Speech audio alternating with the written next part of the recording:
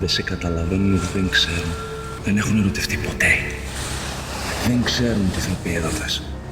Που σε πονάει, που σε καίει, που σε απελευθερώνει. Σε σκοτώνει.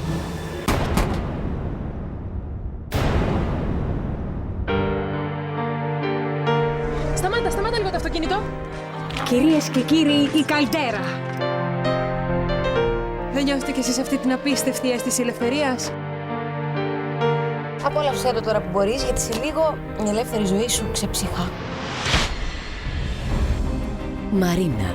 Μια γυναίκα με καθορισμένο μέλλον. Η Μαρίνα έχει μέλλον και έχω φροντίσει εγώ γι' αυτό. Θέλω να έρθεις στο γάμο μου. Άρα η μαμά σου. Δικός μου είναι ο γάμος και σε θέλω δίπλα μου. Σου δίνω την κόρη μου για γυναίκα σου. Πώς να με σεβαστεί όταν ξέρει πως είμαι το τσιράκι της μάνας της? Τσιράκι. Εσύ διάλεξες τον γαμπρό, το στολισμό, τους καλεσμένους, τώρα και τον ηθικό. Ορφέας.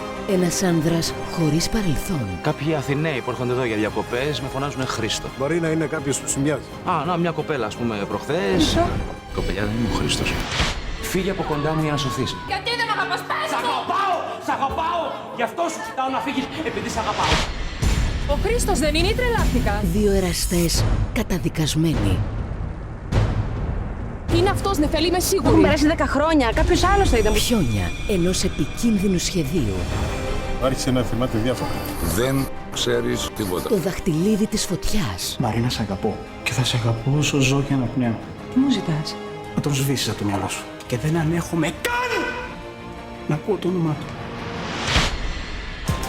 Το Μέγκα παρουσιάζει μία νέα καθημερινή σειρά γεμάτη ένταση, πάθος, αγαπημένα αλλά και νέα πρόσωπα σε μία μεγάλη παραγωγή που θα καθυλώσει. Ο Χρήστος είναι νεκρός. Εμείς το σκοτώσαμε.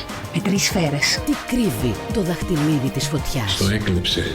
Φρόντισε να περάσει στα χέρια σου. Πόσοι θα σκότωναν για να το αποκτήσουν. Θα τον εξοντώσω. Θα πρέπει να τον βρούμε πριν μας βρει αυτός. Πόσες φιλίες, πόσες οικογένειες. Θα σε βοηθήσω. Δεν θέλω να σε αφήσω να σε στείλουν πίσω στη χώρα σου. Να ακούς? Γιατί ειδικά αυτήν? Τι θέλω εδώ. Εγώ θέλω να φύγει από το σπίτι μου. Πόσοι έρωτες θα αντέξουν όταν όλα έρθουν στο φως. Όταν τον είδα πήγε να σπάσει η καρδιά μου, δεν ανέπνεα, ένιωσα την άβρα του. Το δαχτυλίδι της φωτιάς. Πρεμιέρα Δευτέρα 19 Οκτωβρίου στις 7 παρα 10.